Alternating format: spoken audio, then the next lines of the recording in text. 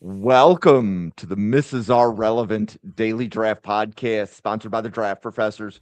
Joined with Newt and Owen. We're going to be going over some prop bets for the draft. This is a yearly tradition. I'm looking forward to this.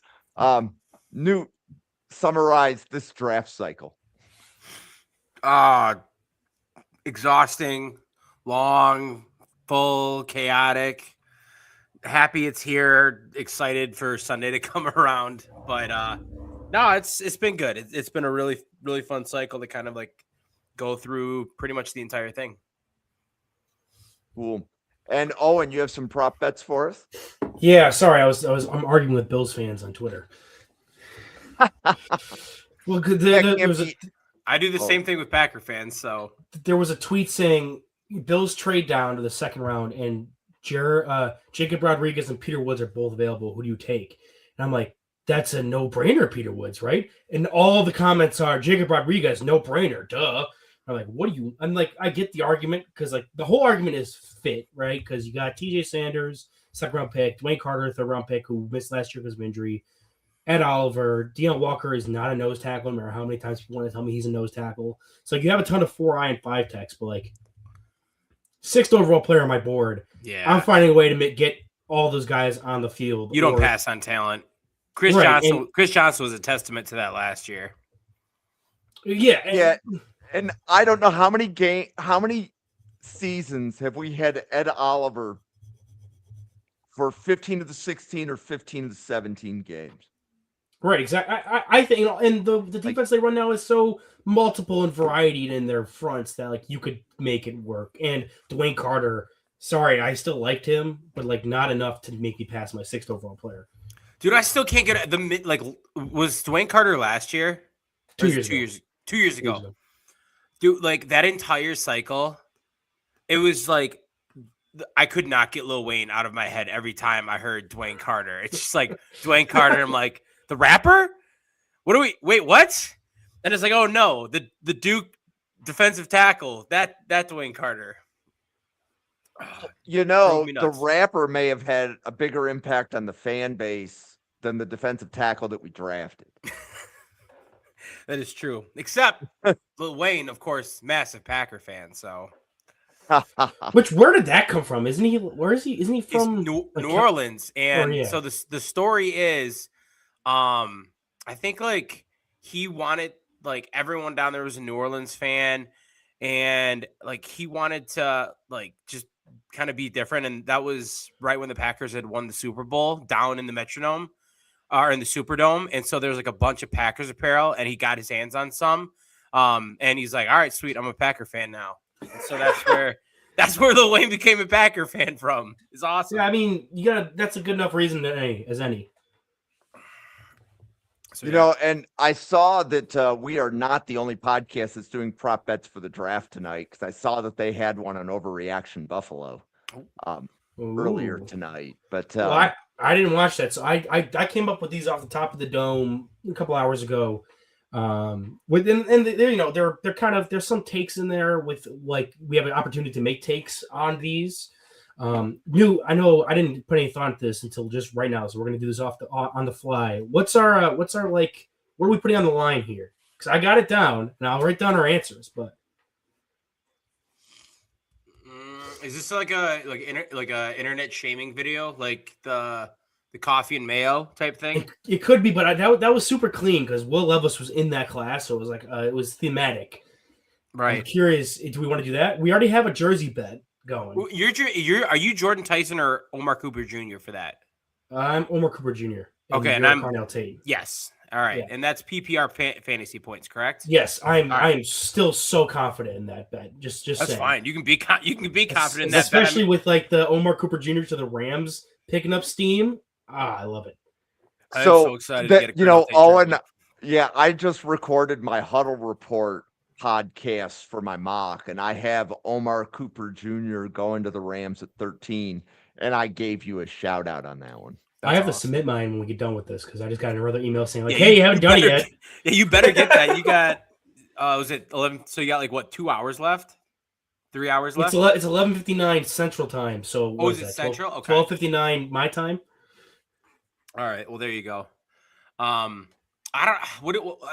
I'll let you pick. What do you want to put on it? I don't know. Here, we'll go through and we'll do the prop bets. I want to see if the comments can field us any, like, it's either punishments or like a prize or something. What are the other comments to draft professors in the chat think that we should put on the line for these prop bets here?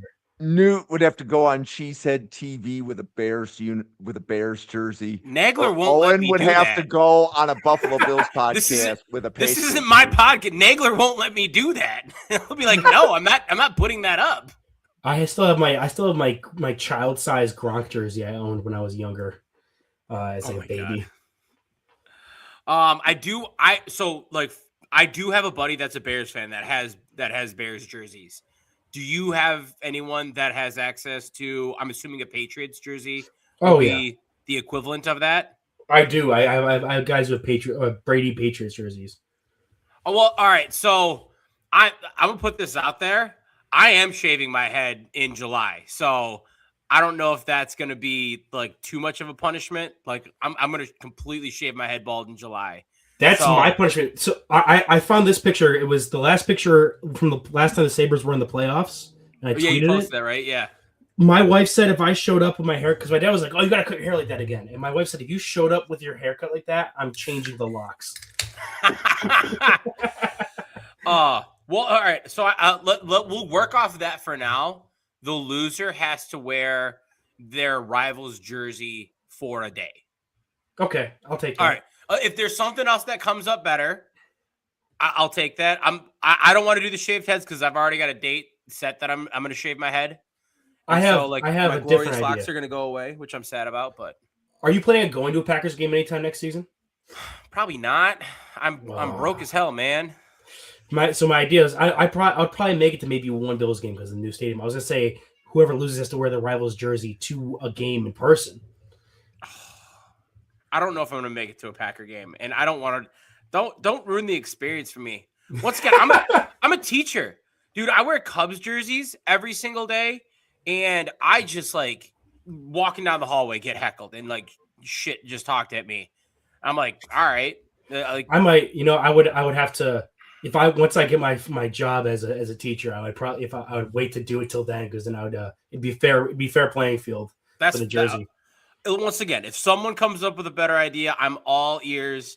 But Rivals jersey, I think is right now the current wager.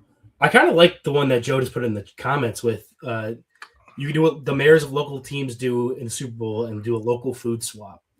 That's a good one. That is a good one. So I'm assuming I would get cheese versus chicken wings. I was gonna say I'm assuming I would get chicken wings and you would get cheese curds. If you're gonna give me cheese curds, I'm not giving you something as good as chicken wings. What? Because you would get chicken wings. You can get chicken wings anywhere now. But you would have to do beef on weck. Dude, take it. Beef on weck is better than beef on weck is good. Wait. Okay. So this is fine. I can live with this. I want to know how we're gonna get the weck rolls. Oh, you could find Wisconsin, them but that's a different problem for a different podcast. I was gonna say I'm trying to get the fresh cheese curds with the squeak. Oh, have you ever eaten a cheese curd that squeaks when you bite into it? I've never had a cheese curd, period. I don't I don't know that I even know what a cheese curd is if it was put on the dish in front of me. Yeah, I'm not sure what that is. I can't remember the last month I went without eating beef on weck. Beef on weck is actually the best food in the world. All right. You got to have beef on weck with some sponge candy and a Loganberry. I don't know what you just said to me. Yep. You went. It sounds like you went full Canadian on me. Yeah, it's basically. So Buffalo has like among the best cuisines of any city in the country. I mean, authentic. It's already the wing capital of the world, and I love wings. But like beyond that, I believe it. Wings are cliche. That's what everybody outside of Buffalo knows. But so beef on weck, it's a salted Kaiser bun. So imagine a bun covered with salt, and then imagine it has more salt on it. And then it's hot roast beef, little bit of au jus, little bit of horseradish. Ooh. It is the most delicious food in the world. It is my favorite food. Like when I drive into Buffalo, like before I get to whoever house I'm going to, I have to stop and get beef on weck. Yeah, it's awesome. The best food in the world. So when I was working, JT just put local beer in there. I actually don't hate that one either. I don't hate that either. Well, ours would just be like Labatt. It's a Canadian beer, which I don't know. You guys have Labatt over there? Yes, I've had a Labatt Blue before. Yeah, that's like the local one here. It's not like anything crazy. Do you not have craft brewers in Buffalo? We do, but that's not that's not really like. Well, maybe you could do like a Red Kolsch. I would do Spotted Cow. You can't buy Spotted Cow outside of Wisconsin. Like that is a very, very staple. Thank you. Joe. He knows. This man knows. Yeah, I'd probably have you do Genesee Ruby Red Kolsch would be the one because that one's good. That's a good one. All right. Well, we'll formalize them, finalize them, whatever at the end. I like where this is at though. All right, I like. And it takes us 10 minutes into the podcast to figure out what the loser is from all of these prop bets. And what do you have to kick the show off? All right, well, we'll knock out some easy ones first. All right, we'll ramp up here.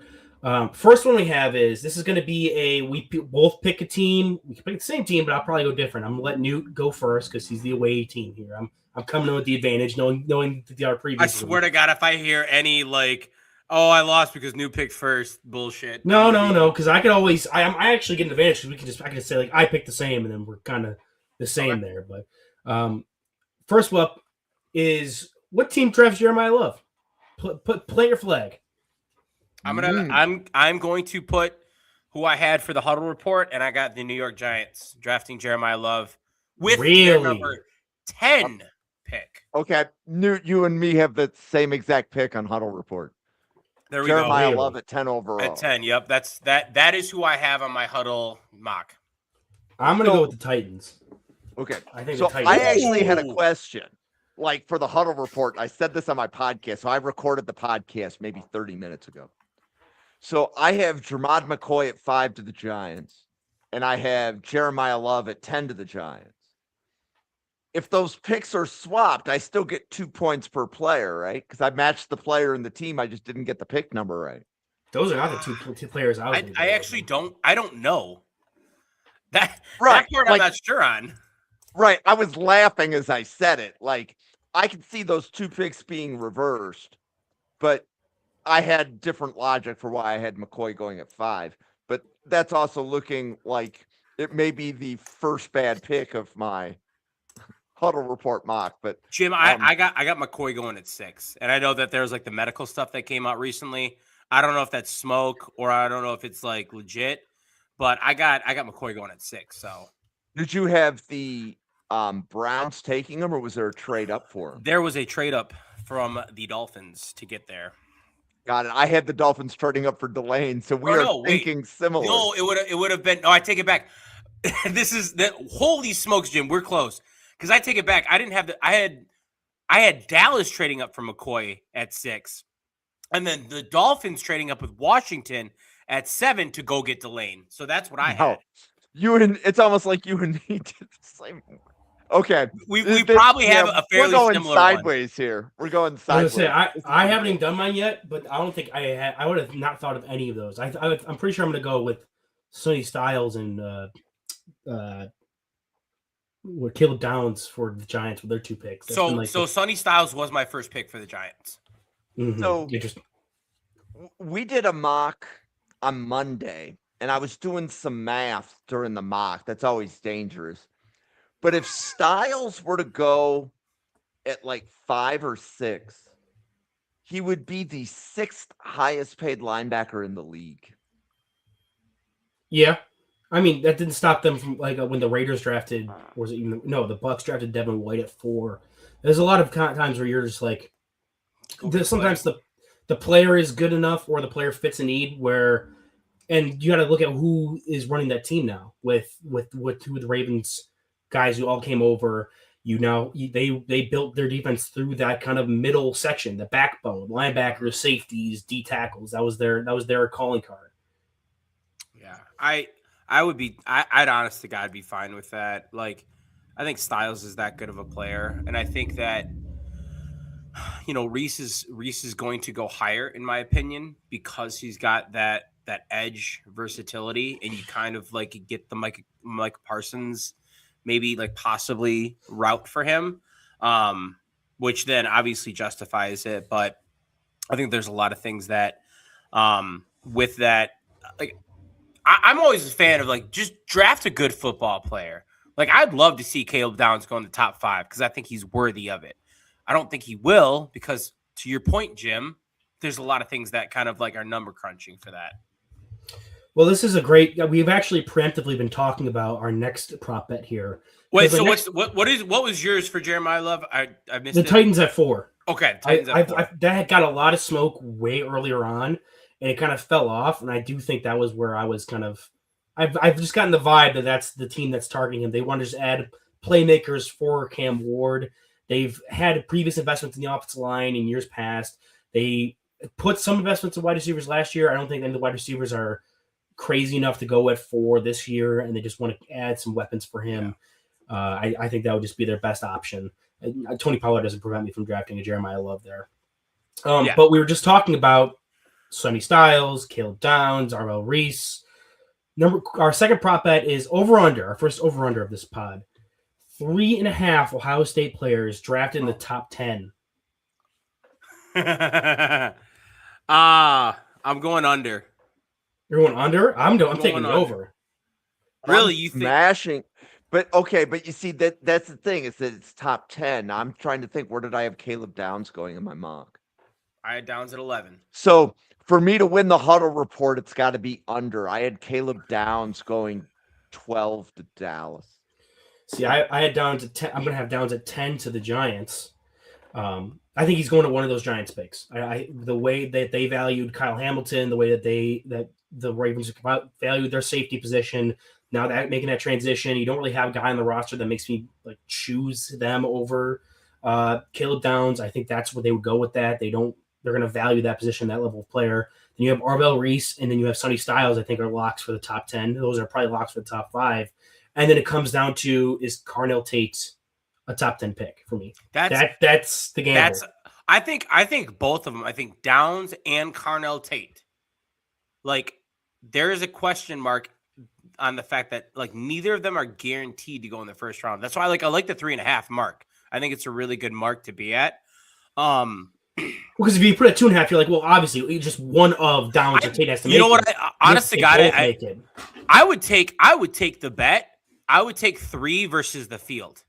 If it was how many Ohio State players are going to go in the first round, I would take 3, or in the top 10, I would take 3 and I'd give you the field and feel comfortable about that bet.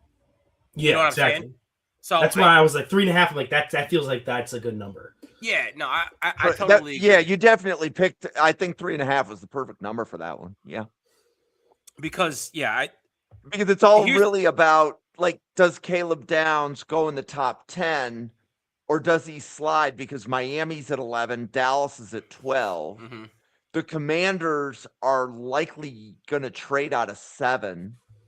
So is a team going to trade up to that spot for Caleb Downs? I don't think so.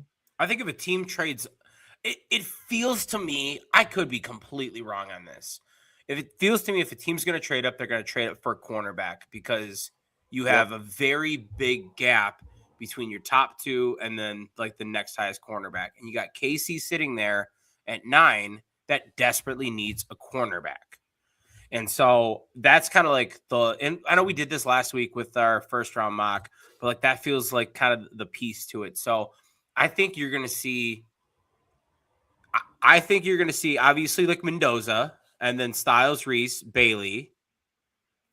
And then it wouldn't surprise me if both corners went in the top 10. And so that's 7 picks right there. You're only left with 3 to get both those Ohio State players in order for that to be the over.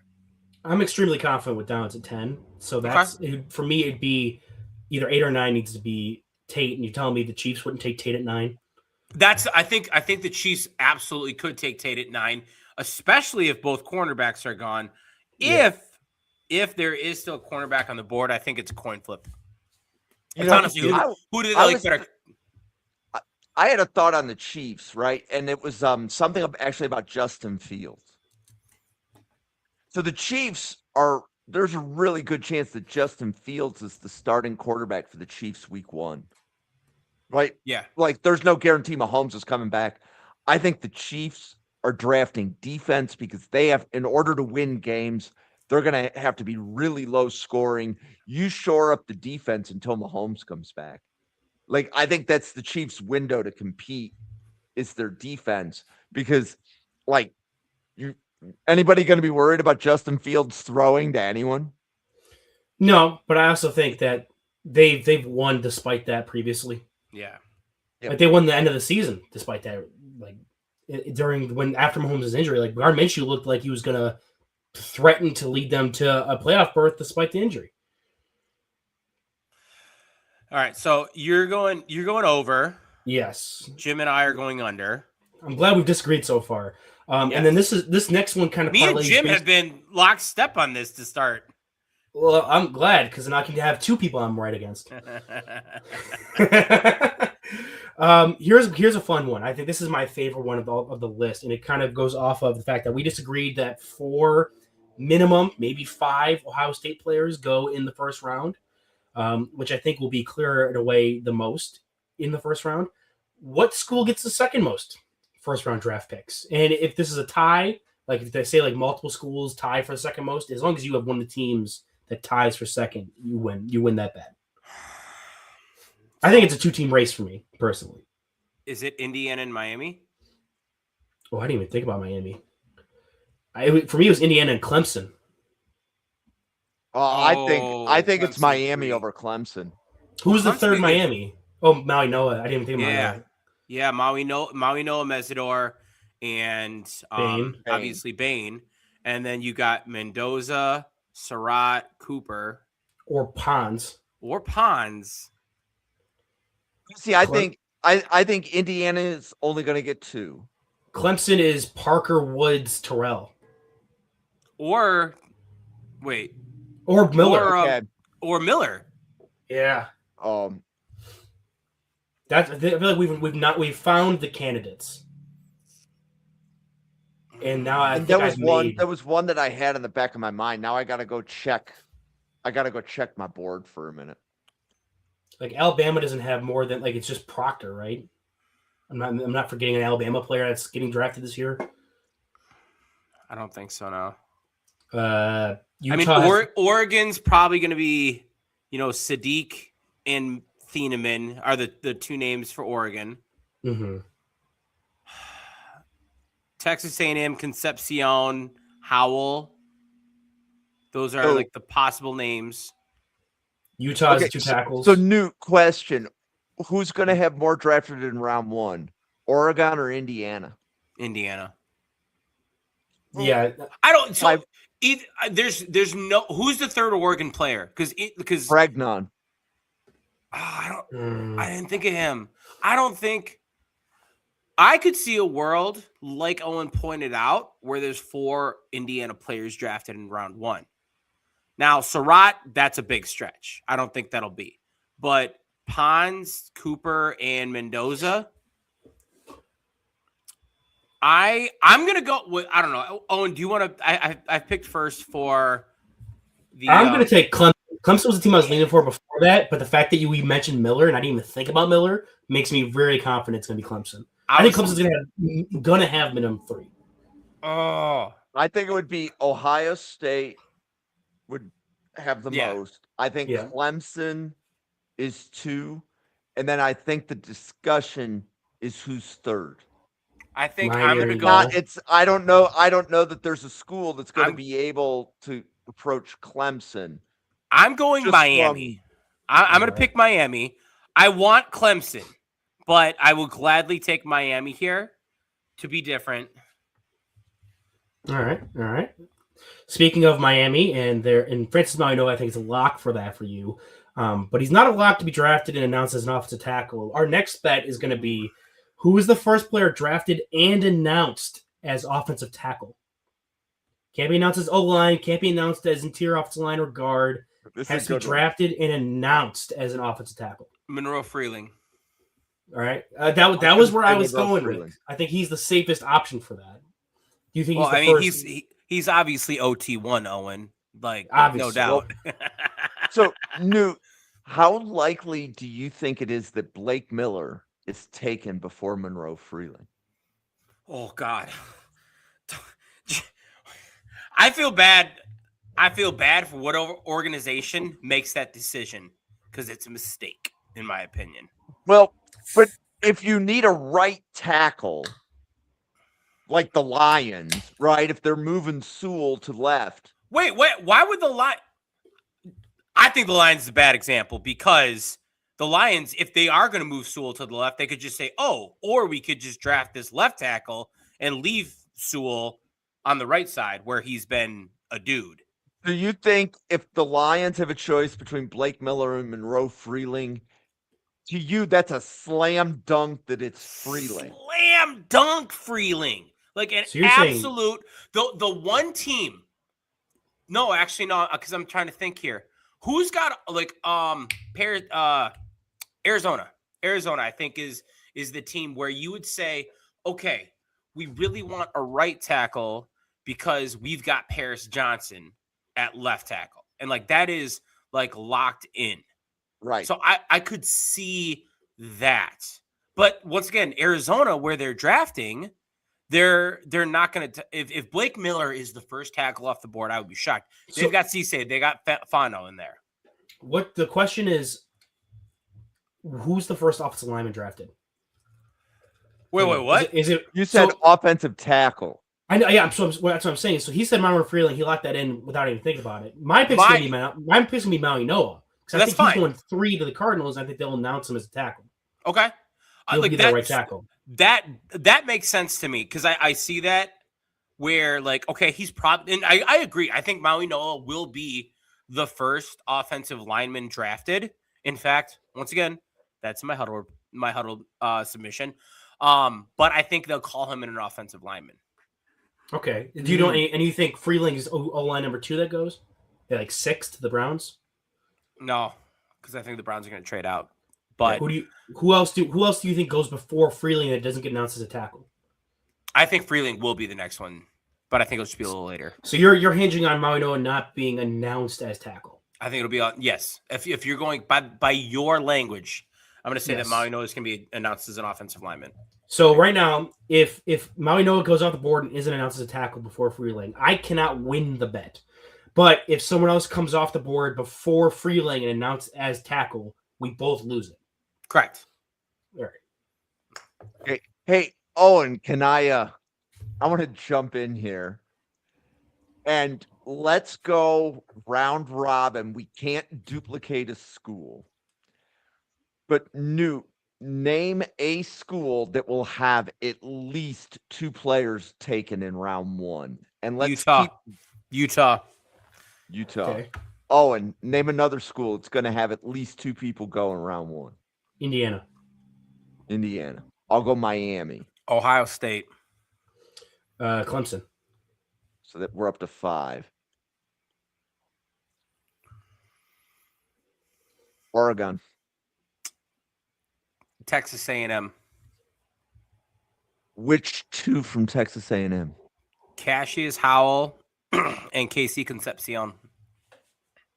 Got it. And then Basantis could sneak in there too. Okay. Maybe, yeah. I didn't even think of that, but yeah. So we're up to, I think that we're up to 7 now. Oh, and you have another.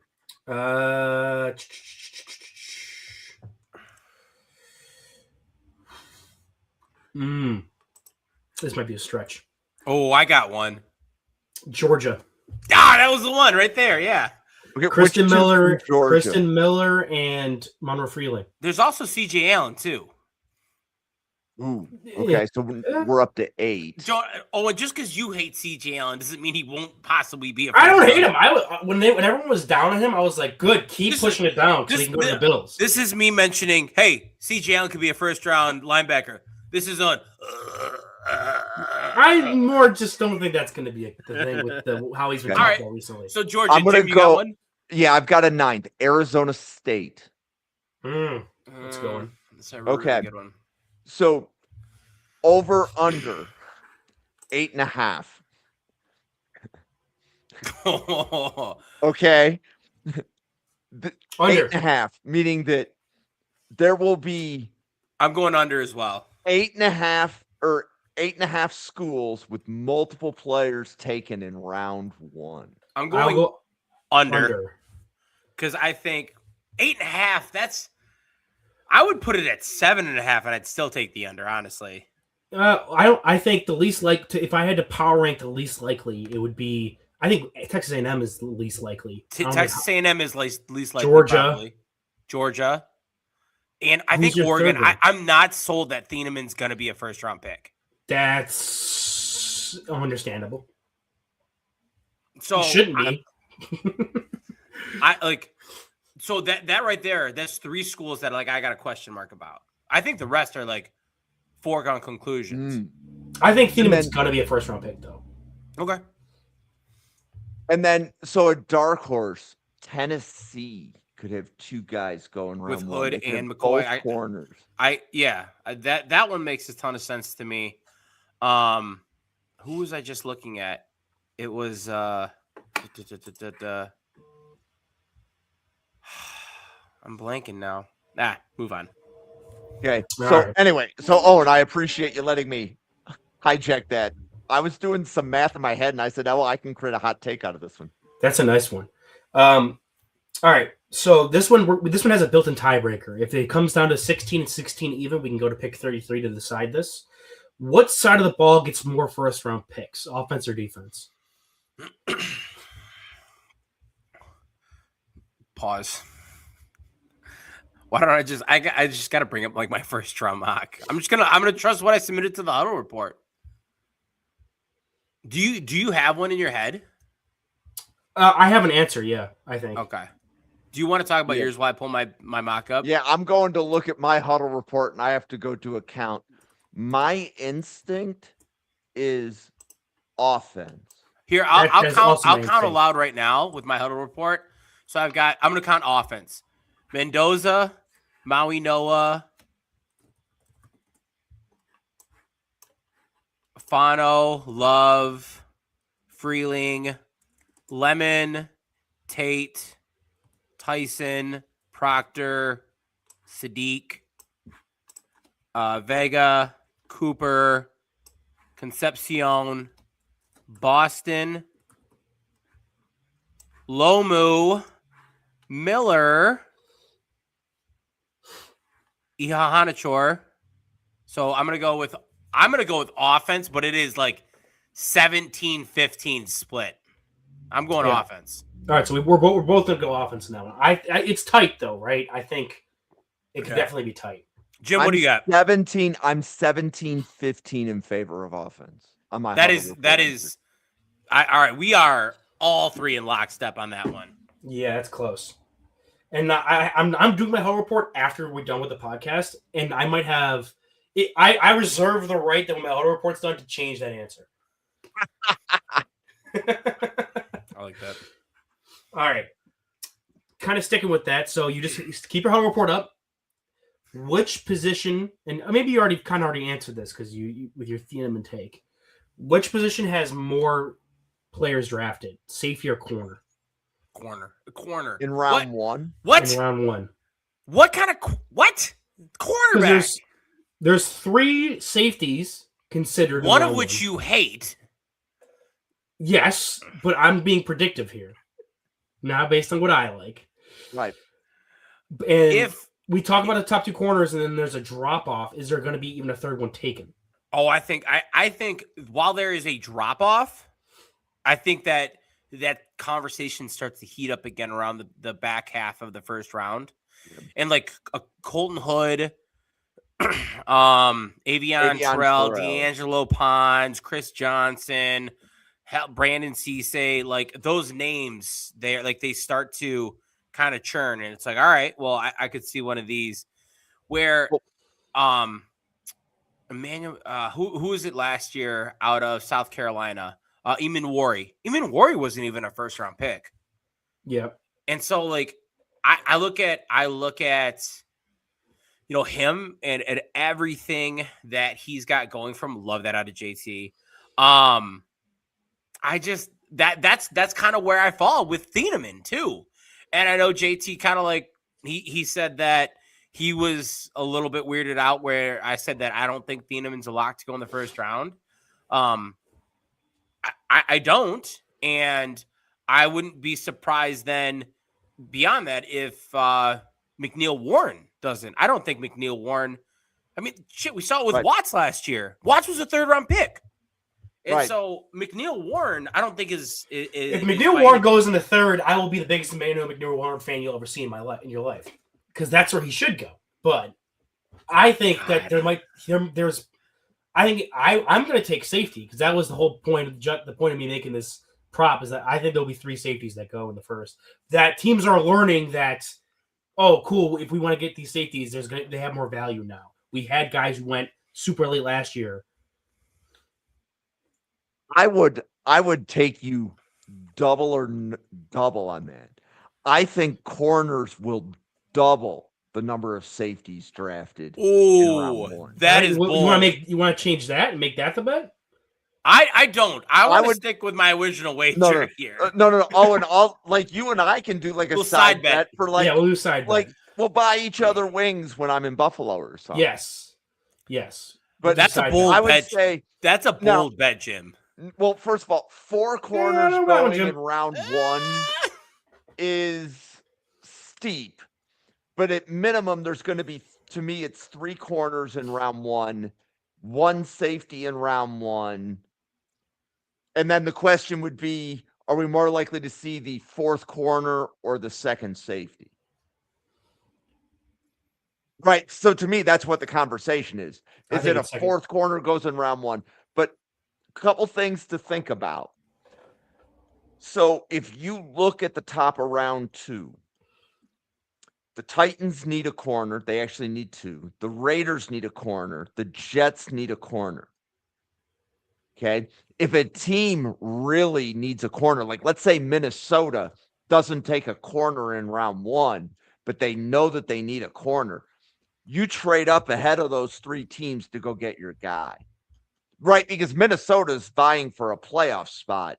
So if they see, hey, Colton Hood is there at pick 32, trade up and go get him. I'm gonna go ahead and I'm gonna recant my my kind of bizarre take on Jim's take, because I've got 4 corners going and only 1 safety going. So actually, I aggressively agree with Jim now that I'm looking at it. All right, let's stick with either or on these positions. Oh, and it's getting to the point where people are beginning to agree with me on podcasts, because you were doing it last night, and now I'm getting Newt to change his mind. Listen, we all go mad eventually at this point in the season. I'm just reading what I got written up, man. All right. No, this is going to be, you know what? Based on what Newt's saying about his huddle report, it's going to be another situation last year where we're going to be way off. Last year, Newt was way high and I was way low. This year, it's going to be the same thing. Let's see who ends up being higher. I know that was your victory lap, is that you beat me. I was just saying, can we point out I was higher on the huddle report last year than you? Yes, you were. I think we need to just like make that known really quick. Newt, just out of curiosity, what did you do in the huddle report last year? Like, what was your score for round 1, and what was your score for top 100? Oh, the top 100, I'm always terrible with, because I don't ever grade it based on where I think they're gonna go. Those are my grades. So I'll always submit a top 100, but I always score like shit on it. But for, I want to say I had 34, 36. You were at 37. 37. I just looked it up. All right, there we go. 37. I kind of lowballed myself there. What did Owen have? He had like 35. He was only like a couple off me. I had 32, and now I'm gonna go. I had 20 something. Whoa. Yeah, I was low. I whiffed. You were 33, Owen. Oh, I was 30. I thought I know. There we go. Hey. We're not giving ourselves enough credit here. Apparently not. All right. So that's 33 points out of a total of 96 for those keeping score at home. Whoa. Okay, like the winner of the huddle report. Like, what did the winner have last year? Well, I guess right, and something. It's if you score in the 50s on this, you're doing amazing. Really well. Yes. Yeah. You're Peter Schrager and talk to all the teams beforehand. Exactly. No, my goal is always to score higher than Chris Collinsworth. My goal, I did last year, so I'm good. My goal is to score higher than a notable scout. Yep. That's a fair goal. All right. So that was safety or corner. Now we're going to do tight end or running back. Which position, this is going out of the first round now, gets their second player drafted first? Ooh, this is good. Wait, say that one more time, please. This is good. Between tight end and running back, which position gets their second player drafted first? Hey, you stole this. I did this exact take on the Sunday podcast. Hand of God, didn't watch it. I didn't know that. Jim, you know Owen doesn't watch your stuff when he's not on it. Come on. My face isn't there. I'm not watching. What are you talking about? All those times I'm commenting in the chat, I got my cat to do it. Actually, my cat's on the keyboard going. Oh my god, it's so funny. Oh, Mowgli. I'm going second tight end. Who can I ask who? I'm curious. Is it Stowers? I don't think it's Stowers. I would think it's Roush, Delp. Roush is the second tight end, really? Whoa. Newt, I'm going tight end. I have to go look at the board. Give me a minute. Let me go look at the board. No, Jim, I love the flag plant if it is Roush. I love also can we just take Roush, a moment? Delp, Claire. I knew I was missing one. Claire would be the Delp, one Claire. besides Stowers that I could see. Can we take a moment to acknowledge and appreciate the fact that Oscar Delp is finally getting talked about as a top 100 pick?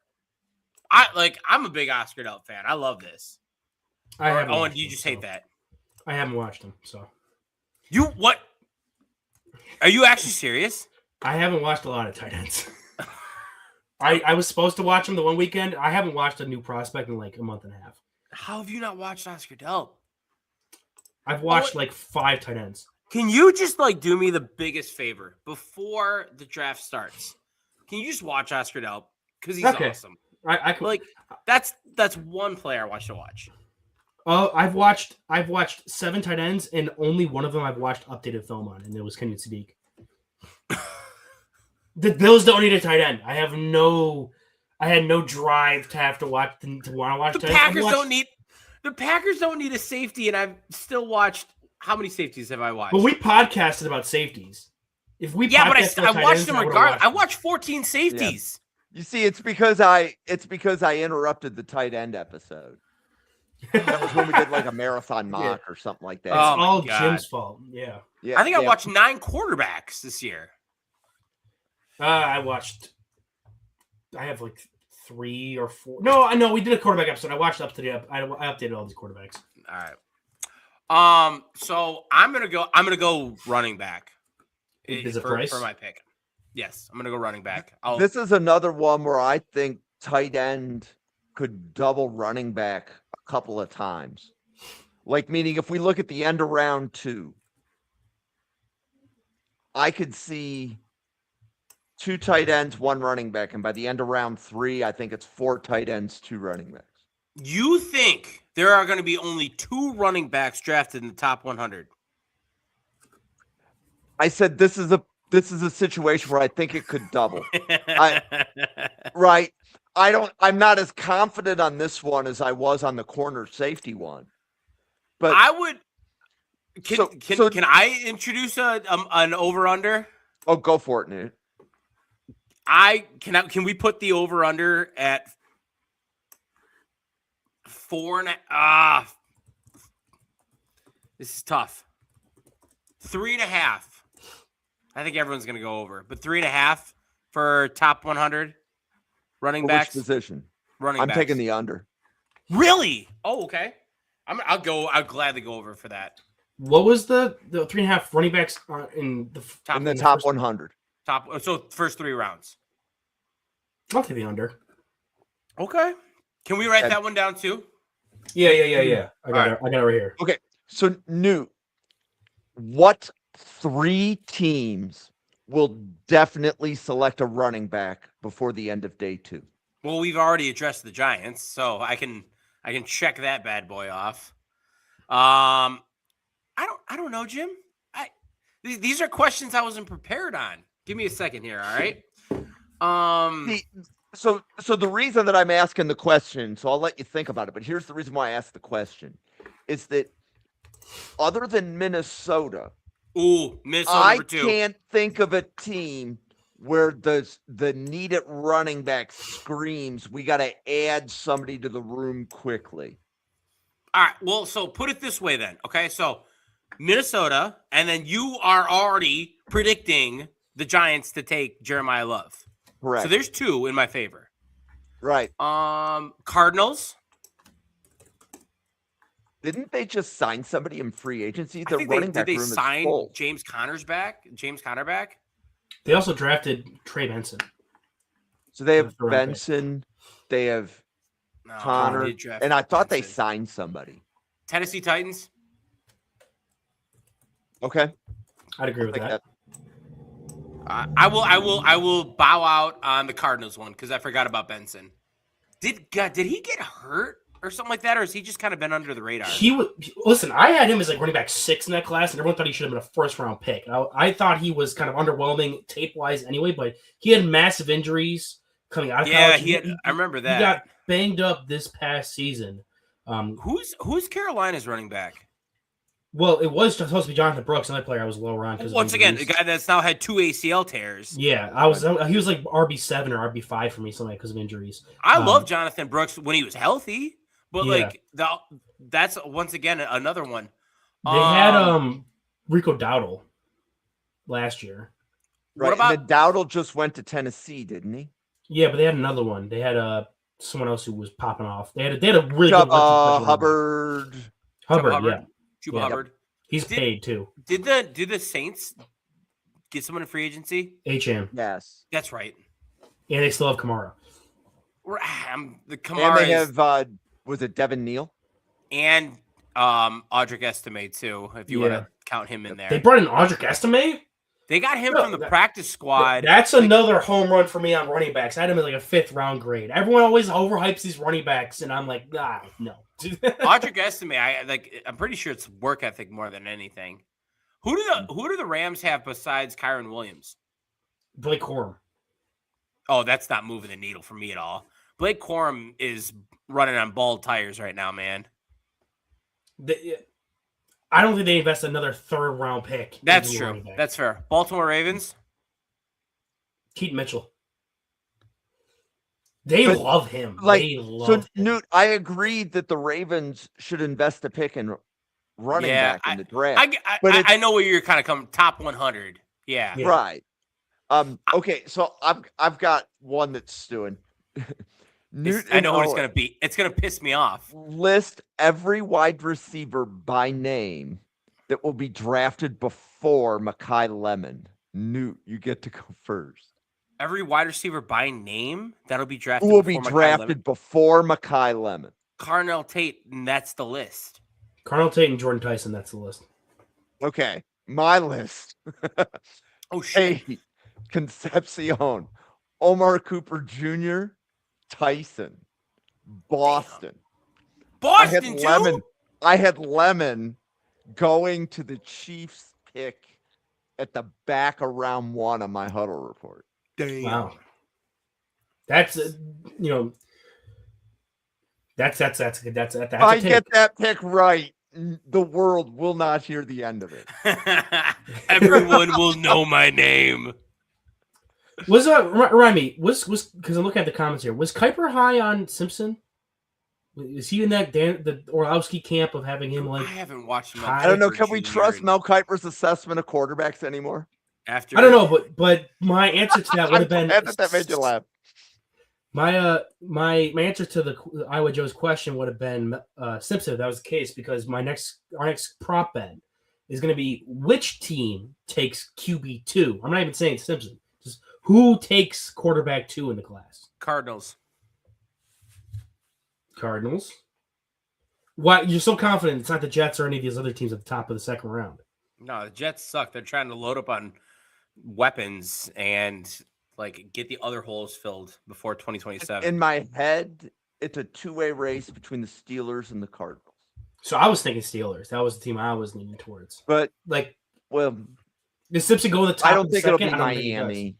I think so we were doing a mock draft somewhere on one of the shows, and somebody was pointing out, Miami is kind of in on Malik Willis, so they may invest in a quarterback. It just won't be early. That's the thing where, like, I don't think you pay Malik Willis. You bring him into kind of the same organizational structure, and then like pull an Atlanta Falcons with Kirk Cousins. Will Howard was liked by the previous regime.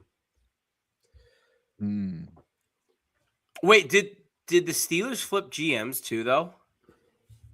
I thought so. I didn't know. I thought he like was retiring or stepping down at the end of the year. I'm not sure. I have no idea. I thought that was the case, but I might be misremembering.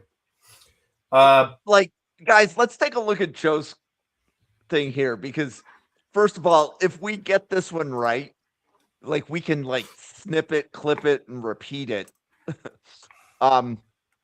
Like, if Mel Kiper has a meltdown on air this year, I don't want that man to have a meltdown. Oh, that was awkward. I mean, well, I mean, we're going to be having live coverage here, so I'm not going to have to listen to it.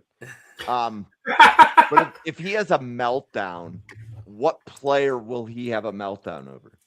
I'm going to say Jalen Husky, the safety from Maryland. Is he a big Jalen Husky fan? He's the person who told, like, he mentioned Husky like on a show in October. Oh shit! And then I started asking the draft professors about him, and they're like, "Oh yeah, this is a good take by Kiper." So Kiper likes Husky, but like as I'm looking at different like draft professor boards, there's a lot of people that have Husky in like round 5 or 6. Yeah, I mean, I've got him. I think around 5 grade. I think it's got to be something with the first round. Like, who's he high on that? No, but that's what I mean. He might be day 2 high on Husky, who's going to end up going on round 5. So my prediction for the meltdown is going to be Husky. Is he high on Woods or David Bailey? No. I think Bailey actually will go high. That's the thing. Well, because I started doing the huddle report while like simul screening right now, and I have Bailey right now. Zachariah Branch. That's mine. Zachariah Branch. Ooh. I remember him being super high in Zachariah Branch.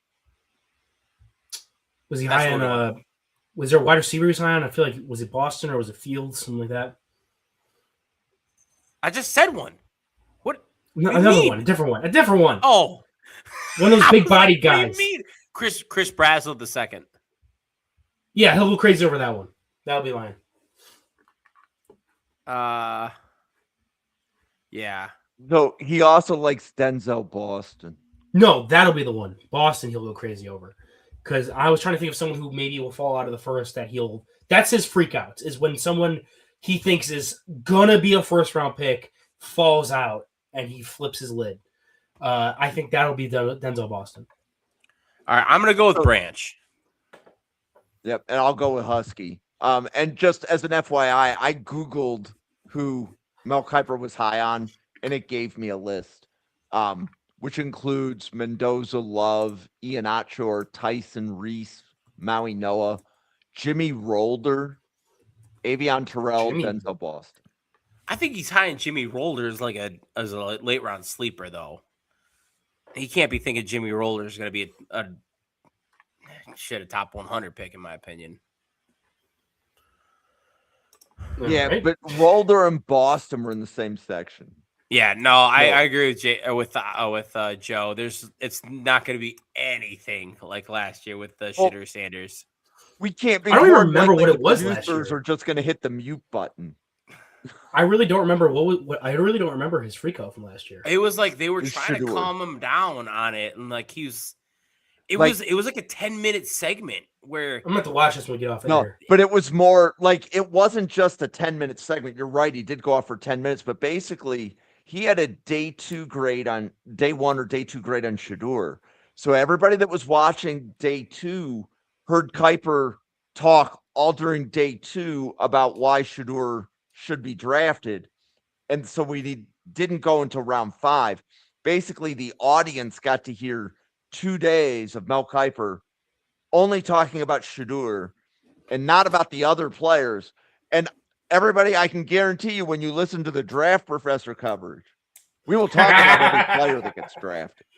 Like that's what we're here to do. Yeah. So, whether we like the player or maybe we're a little bit lower on them, we'll talk about every player that is drafted.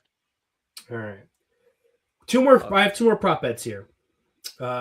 We have a total of 11 now because I added in the 3.5 running backs top 100 one.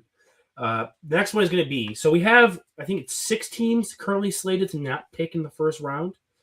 Over under 0.5 teams that are currently slated to not pick in the first round make a pick in the first round. Who's the? I gotta figure out who's the closest. I think it might be Cincinnati. I have Tankathon in front of me. It might be Cincy, yeah. So, like, Cincinnati isn't the type of team that typically trades up. That's the problem. You have Atlanta, Cincinnati.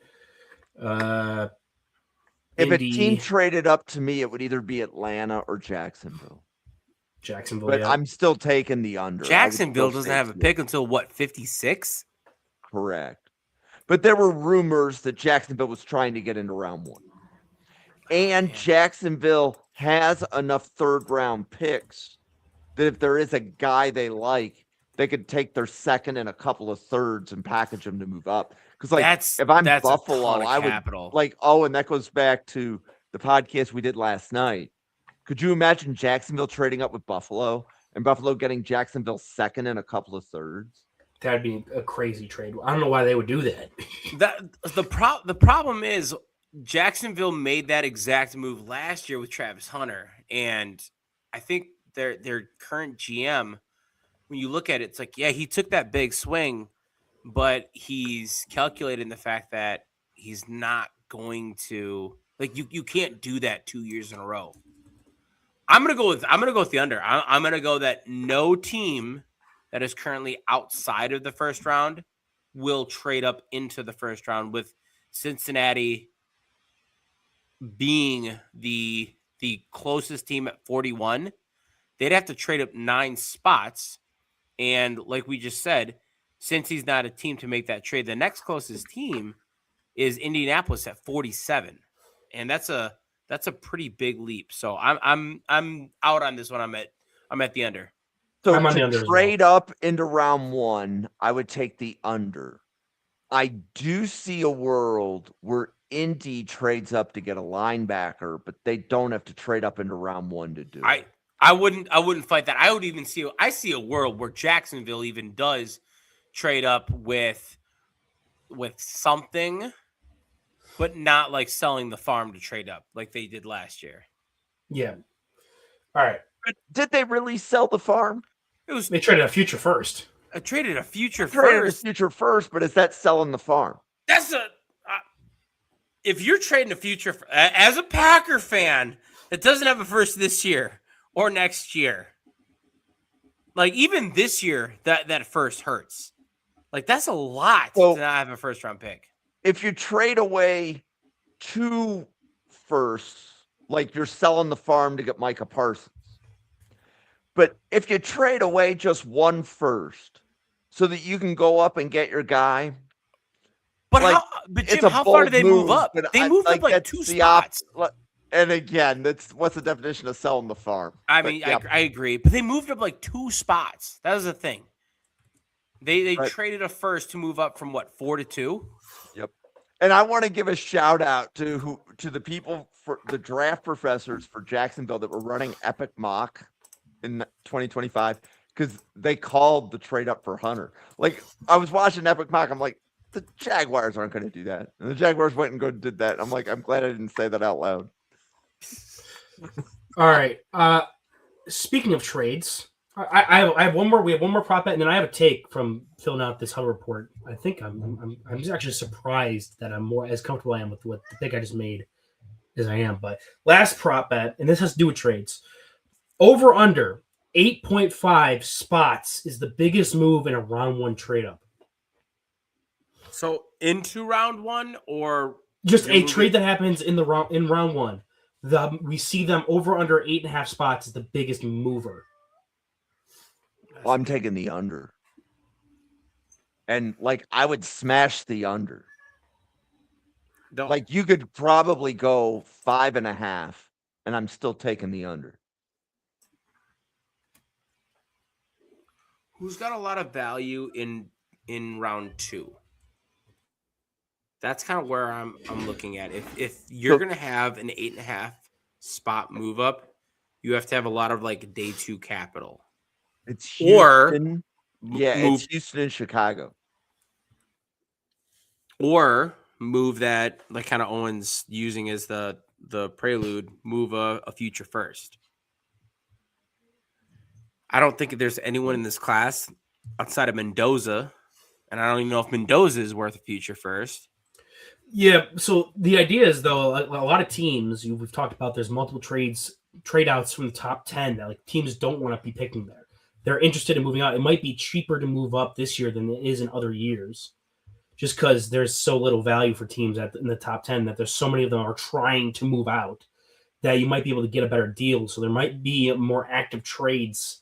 And especially if it's going to be top 10, if you have teams that are sitting in like the early 20s or late teens and are like, I want to try to I have a guy, I want that guy. I think we're in a terrible spot unless we get a knockout player. We might as well go make our move to go up and get there. And the asking price might not be as much. I want to make sure I understand the question. For picks 1 through 32, the question is, will a team move up more than 8 spots via a trade to make a pick at one of those spots? Yes. So okay. 32 to 23 would be 9 spots. That's the over. Right. But if someone moved up from, let's say, 41 to 32, that would also count. Yeah. Okay. I'm going to go under. Ooh. JT's going over. I'll take the over on this one. I think there was rumors about the Cowboys trying to jump the Giants for a player early on, which is a 9-spot trade. I think there is enough value towards the top of the draft that people there's good players that are going to be gone because they're going to be the only good players available, maybe not top 10 worth. And the price, because so many people want to move out of the top 10, there might be a price that maybe one of these teams that are. Who are the Giants going to jump who are the Cowboys going to jump to the Giants for? I think it's Styles. Man, you're going to make a 9-spot move up for a linebacker? Probably. I mean, they did it in the movie Draft Day. Still haven't watched that. Is it good? No, it's terrible. It's not a good movie. So, Owen, on this take, I'm smashing the under by like 50%. But I will call a shot. If a team is going to trade up more than 8.5 spots, it's the San Francisco 49ers. To get a left tackle or for what? Wide receiver? Well, I don't know what position it would be, whether it's wide receiver or tackle, I think would be the 2 big ones. The 49ers have 4 4th-round picks. They have the ammo to move up. So every 4th-round pick can move you up about 3 or 4 spots. So you package 2 of those 4ths together, and they can get, like, I was looking, they may be targeting some of the same players as the Ravens, Buccaneers, and Lions. And that's 13 spots to get to the Ravens. I don't think it happens, but if a team does, I actually think it's the 49ers. And then my second runner-up would be the Bears. My top team would be, I'm with JT. I think it'd be Miami. Very similar to what you're talking about, Jim, with the number of, but they have 3rd-round picks. Like they have I think 3 or 4 3rd-round picks. So I think they've got the ammo to do that. I just don't know with that Miami team. I don't know if they do, aside from trying to get an early cornerback.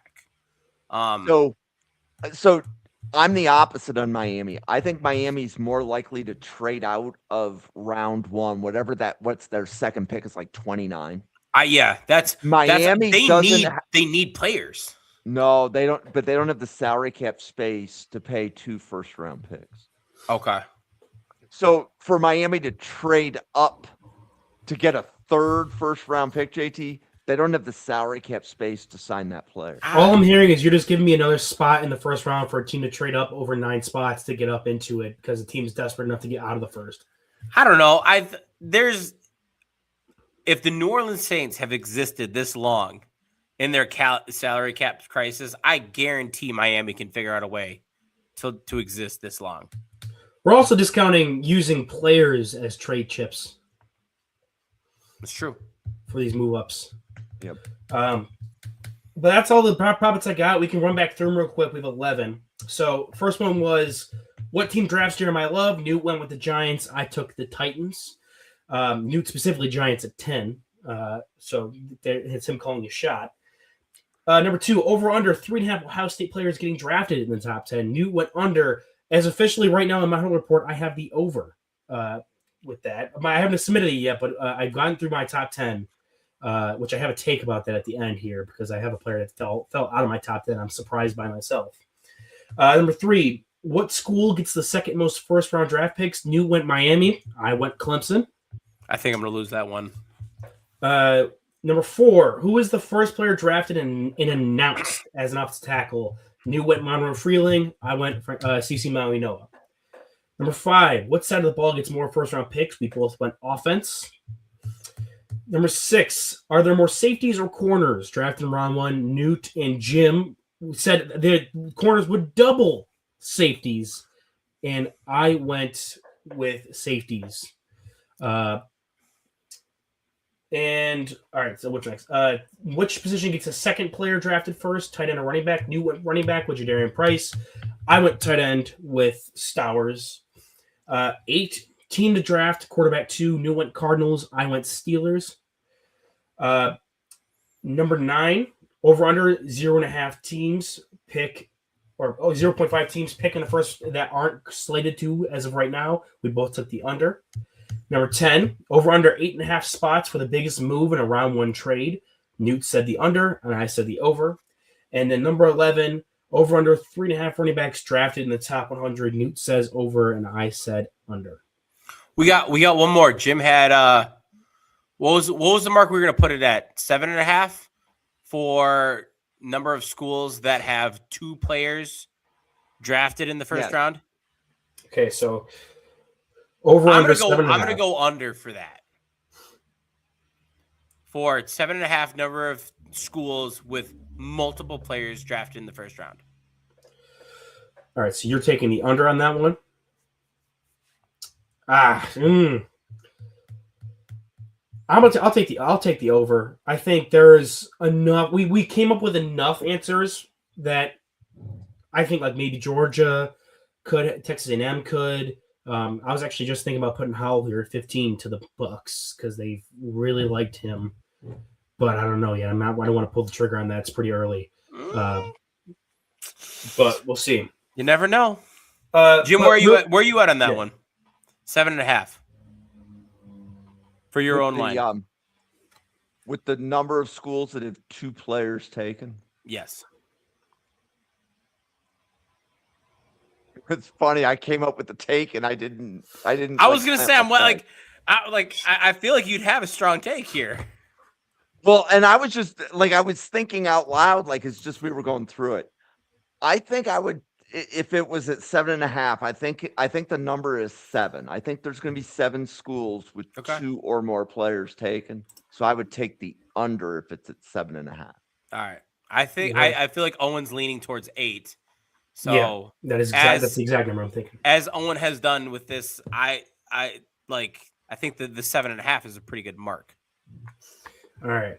Last thing I have is, so I'm doing my whole report. I'm on pick 15 with the Bucks. I'm kind of molding over that. That's gonna be something I'm gonna have to wrestle with when we get off this pod. But I have Ruben Bain outside my top 10 right now. That I hate it, but I'm also not surprised by it. Right. Like, I look at it, I'm like, that can't be. Let's go put him, let's find a place for him in the top 10. I'm reading through my top 10. I'm like, no, I feel pretty good about a lot of these picks. I'm like, where would he go? So that's not the case for me. I've got Ruben Bain to New Orleans. I have New Orleans taking David Bailey. Oh, I've got Bailey going to Tennessee. But do you have Love going to Tennessee, right? I love going to Tennessee. All right. Well, then there we go. I think we understand why this happened now. Yeah. No, that would be the spot. Would be Bailey would go to 4, and then Bain would go to the Saints. But then Love would be out of the top 10 for me. Jim, where do you got Bain going? I think it was Kansas City at 9. I have them taking Tate. Who do I have Kansas City taking? Oh, mine pisses everyone off. I got them taking Spencer Fano. And everyone hates that take. I mean, oh yeah, right tackle. And like the Chiefs draft professors don't want to see an offensive tackle in round 1. I don't care what the Chiefs, the Chief draft professors want to see. That's what I think will happen, because you get but why?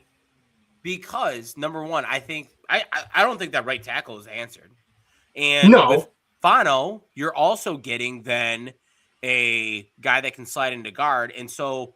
Yes, they have Trey Smith. I'm not discounting that by any means, but you're giving yourself a little bit of depth along the offensive line.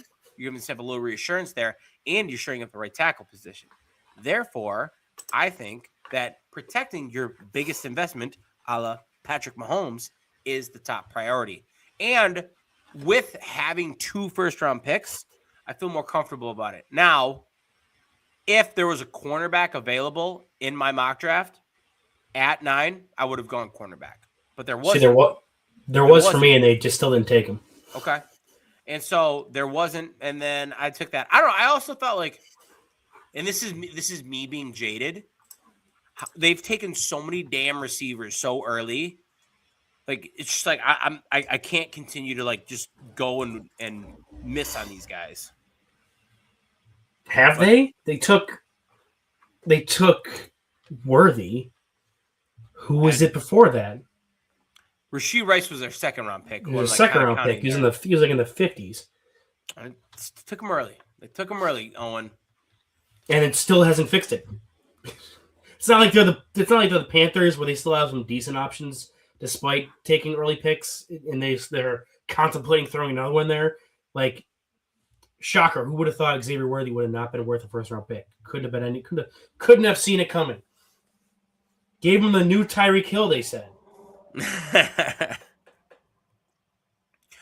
Ty Simpson being a top 16 pick. No, I could believe it. No. Yeah, we saw Kenny Pickett go what? Was it 20th. 16? 20th, whatever. But I think you guys are on it. Actually, you know what it would be for me, Joe? It would be Carson Beck? 3 or 4 quarterbacks win in round 1. 3 or 4. Do you think? That's what I mean. Do you think there's smoke? Like the Carson Beck thing is smoke, or do you think that there's like legitimately top 50 hype around him? I'm not saying. I'm just saying. Like, do you think? Here's a question: who's a better prospect, Tyler Shough or Carson Beck? Shough. Oh, all right. That's firm disagree here. Really? Yes. I didn't watch Shough last year, but people I respected a lot when I was still working at UB at this time, they told me about Shough, and I was like, okay, I'll believe you guys. So I kind of stuck with their evaluation, and I hate Carson Beck, so that doesn't help. This guy sucks. I'm not gonna pick him anyways. That's fair. This was a pretty good show, and this is always fun doing like the pre-draft wrap up, right? I mean, we just summarized 12 months of podcasting on this draft class. And then it's all over tomorrow. All of that work. Right? Like Newton Owen, you remember what, like 2 years ago, I said, hey, do you guys want to podcast 5 weeks? and just do some scouting reports on offensive linemen and defensive linemen. Yeah. And then like 2 years later, like Newt and Owen are doing the Cheesehead TV guide. Like this has been a wild ride, guys. It's been a very wild ride to say the least, Jim. So Newt, you want to let everybody know where they can find your draft content as well as what you're doing for day 1, 2, and 3 of the draft. Oh, absolutely. My draft content, honestly, at NFL Draft _Weston on the app, formerly known as Twitter. I create content for Cheesehead TV, for my website, zerotechdraft.com, and then also here on Mrs. R Relevant on Wednesday nights. All of that I put out, retweet, share through my Twitter account. For the draft, I will be spending night 1 drinking with my buddy. I will be spending night 2 on Cheesehead TV with Nagler, and I'm not actually sure who else, but I'll be spending it on Cheesehead TV. And then for day 3, once again, drinking with buddies, because that's how I like to enjoy my drafts. Draft for the draft? Yeah. Draft for the draft. I like that. So, yes, same with me. Thursday nights are always usually, as I said the other night, and Jerry razzed me for, is an intimate experience with my buddies. Drinking, having some pizza, watching the first round, watching the Sabres game before that, watching the Nuggets game after it. I got a full slate, got multiple TVs stacked up and ready to go for Thursday night. Friday morning, 8 a.m., I'll be on live to review the first round with, I keep forgetting their names. I should probably remember War this. of the Lions. There you go. Thank you, Jim. I'll be on with them. They're an England-based or UK-based draft coverage for the Lions. And then I'll be back on later that night, live streaming with Jim, and then back on with them for a 20-minute spot for a live stream to cover day 2, kind of live reaction, live watch along.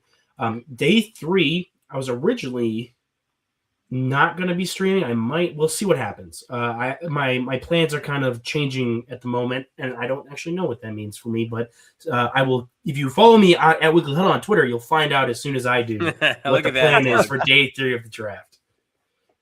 Okay, well, and you are invited to be on Draft Professor for day 3 if whatever plans you have fall through. You got it.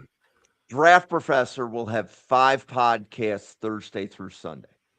So we're going to be live Thursday, Friday, Saturday. Saturday afternoon, there is a post-draft reaction show. So at minimum on that reaction show, it's Marcus and Dale will be on the Draft Professor reaction show Saturday afternoon. Sunday morning, Jack Brentnall will also have a summary. So Jack's summary will be the best and worst pick of every round.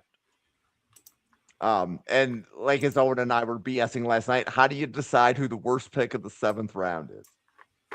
Oh, there's a way. There's a way. Don't worry about that. Really? I'm sure there is, but that'll be fun. I think that'll add some comic relief to the show to decide who was the worst pick of round 7. But anyway, so that's going to be what Draft Professor is doing over the weekend. Monday, we will have our daily draft content.